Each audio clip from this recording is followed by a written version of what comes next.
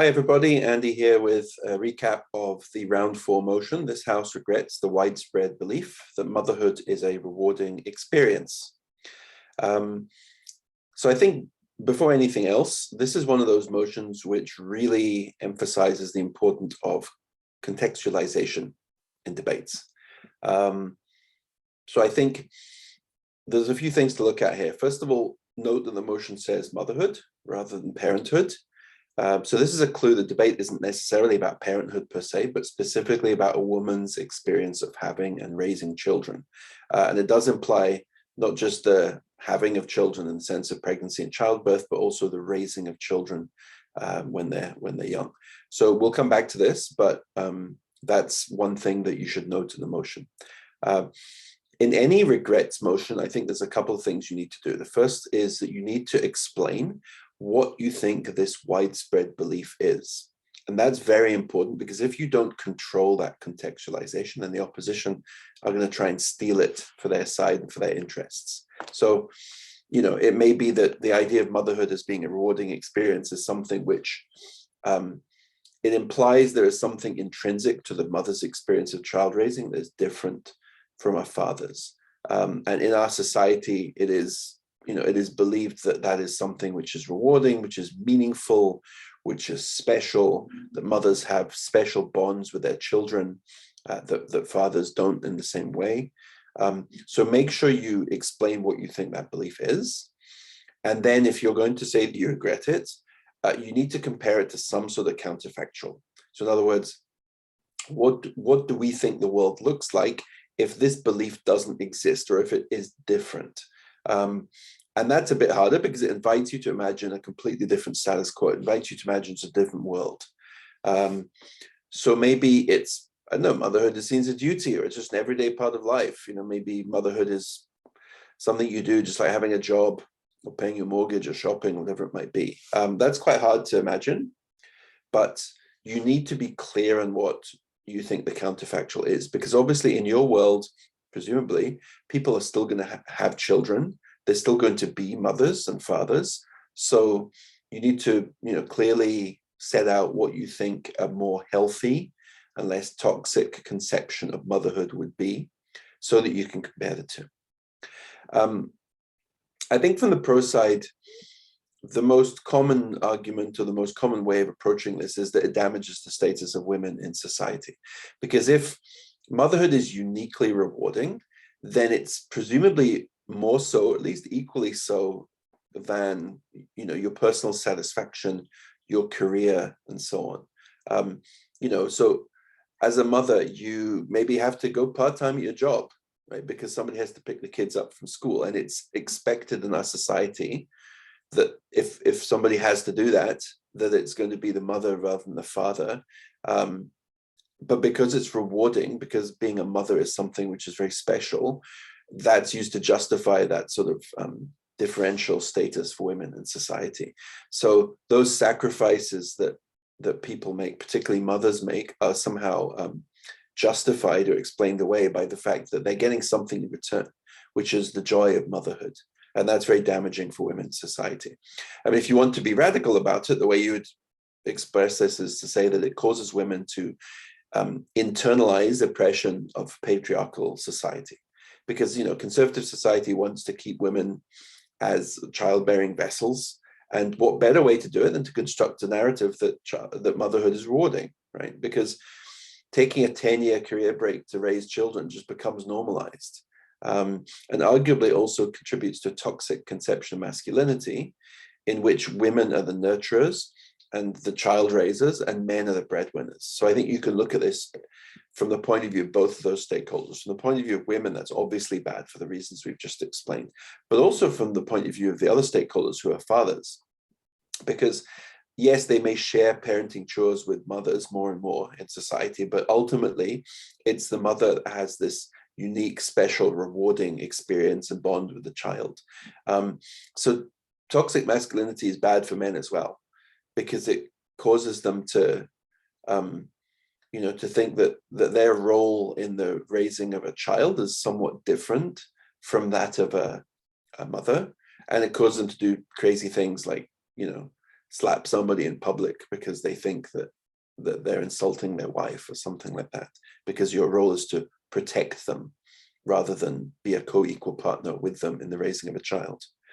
I think you could also say in the pro side, this is exclusionary, arguably, for women who cannot or choose not to have children for whatever reason. They're viewed as still in our society as less whole or less complete, even in, quote unquote, developed societies, even in societies with high levels of gender equality. There is still an unspoken belief that women without children are in some sense incomplete, or they haven't sort of fully fulfilled their life's mission.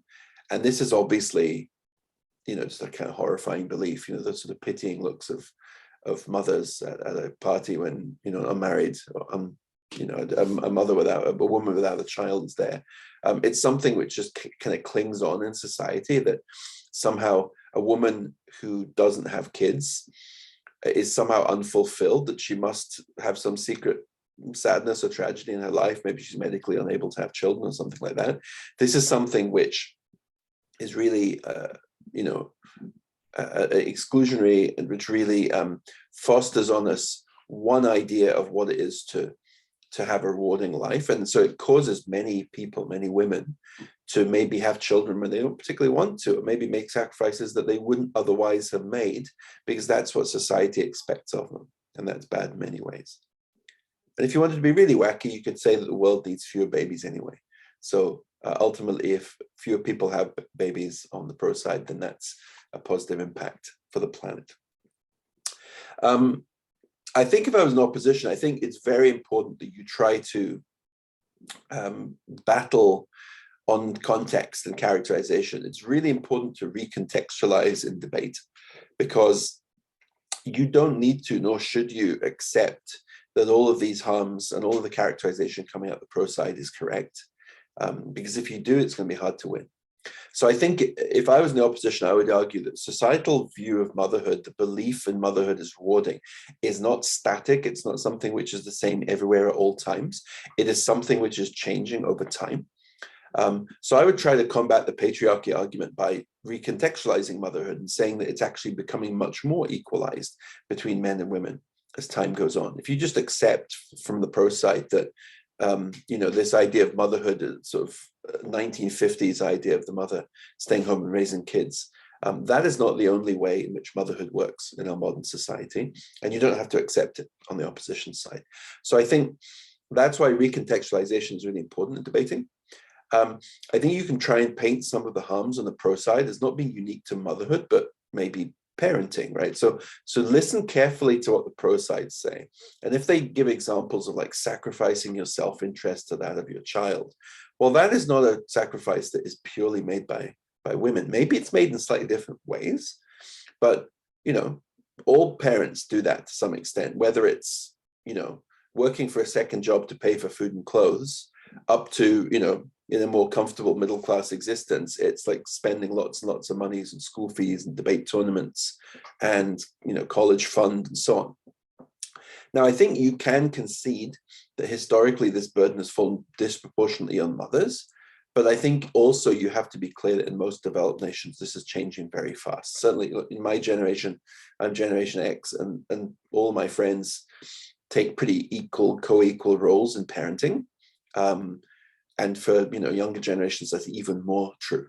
So I think that's important. At the very least, I think you need to make it clear that seeing motherhood as rewarding is not mutually exclusive with seeing fatherhood as rewarding, and society can do both. And if there are issues with the conception of motherhood or fatherhood, then that is something which we can address in other ways without throwing out the entire concept of motherhood as being rewarding, for reasons which I'll come to in a minute. And also, the conception of the rewards of motherhood change over time as well, right? It can cause people to want to adopt babies who otherwise wouldn't have parents. It causes people to have IVF. A lot of trans women find meaning from motherhood, even if they're not physically bringing a baby through pregnancy to childbirth. They still find it a very highly meaningful experience. So these are all positive impacts, and you don't have to accept a sort of 1950s idea of motherhood as rewarding. I think another way of approaching this might be to say that we shouldn't regret something which is true. And motherhood is, for most women, a rewarding experience. And that has implications, right? Because mothers in particular have to go through incredible pain and discomfort. And why would you do that if you didn't find it rewarding, right? So it gives people strength to go through a uncomfortable and potentially like physically dangerous process. The impact of motherhood being seen as rewarding is that pregnant women, new mothers are exalted and venerated in society. It causes people, yes, to make sacrifices, but it also validates those sacrifices. It's the source of immense satisfaction and meaning to many, many people. So, why would we get rid of that? Why should we regret that? Because ultimately, a lot of people who have children are very happy about it. In fact, maybe most, hopefully most, when they look back on their lives and the end of their life, and this is true not just of mothers, but also of fathers, probably one of the things they're proudest of, they're not necessarily proud of some work project they shepherded to success 30 years ago. They're proud of the family they've raised. So for many people, their conception of what it is for life to be good and meaningful is intrinsically tied up with their motherhood. And that's not necessarily something which we should regret, right? It's something which we can detach from certain, negative impacts or certain negative characterizations in some societies and, keep the good part without saying, we should just say motherhood is not rewarding. Motherhood is just a chore. It's just like paying your taxes or something like that. So I think the last thing I would say in the opposition is don't forget about the interest of the child in all this, because so far, a lot of this debate has focused on men and women, fathers and mothers as being the main stakeholders in this. But the ultimate stakeholder in any debate about parenting and children is the child, right? And so look at it from the point of view of the child and ask yourself, would your childhood have been better off if your mother had regarded raising you as akin to, paying a mortgage or doing weekly shopping trip, right, as something which is just like something that you do, it's your duty, it's part of being an adult? I would say no. I think when you consider something rewarding, what is the effect of that? The effect of that is you care about it more, right? You try to do it better. You put your heart and soul into it, even when it's difficult. This is true of parenting. It's true of a job or a career. Like how much more rewarding a job is when it's something that you care about. I mean, think about even in school. Like, think about the difference between spending time on a subject which you enjoy, or an activity which you like, hopefully like debate, versus something which you don't enjoy or something which you find tedious. 2 hours of debate flies by just like that compared to 30 minutes of physical education class for many people. I personally would love to go back in time and do some English classes again or some history classes, but I would rather die than do another math class or science class. So everyone has a different idea of what is rewarding to them. And when you find something rewarding, you care about it more, you try and do it as well as you possibly can, rather than just doing the minimum you need to think about. So look at that in the context of child raising, and you can immediately see the impact that has on the child. If your parents regard it as rewarding to spend time with you, to raise you, to teach you right from wrong and all those things, they, on balance, they're going to do a better job of that than if they just regarded it as a chore, as a duty, as just a part of life, like breathing or eating or something else. So if you can show that children will have better lives on the opposition side, that's a really good way to win this debate, because ultimately children are the most important stakeholders in this debate, they're the most vulnerable stakeholders in this debate. And I think it's quite easy to argue that you are more likely on balance to have a better childhood and be raised better if the people who are raising you believe that, bringing you into the world and bringing you to adulthood is the most important calling of their life, and it's something which is super rewarding for them. So those are some of the issues I think in this debate. Hopefully, you may well have come up with others because that's the joy of debate. But yeah, Hope you enjoy, and see you again in a couple of weeks for the last few rounds of World Schools Debate League 2022.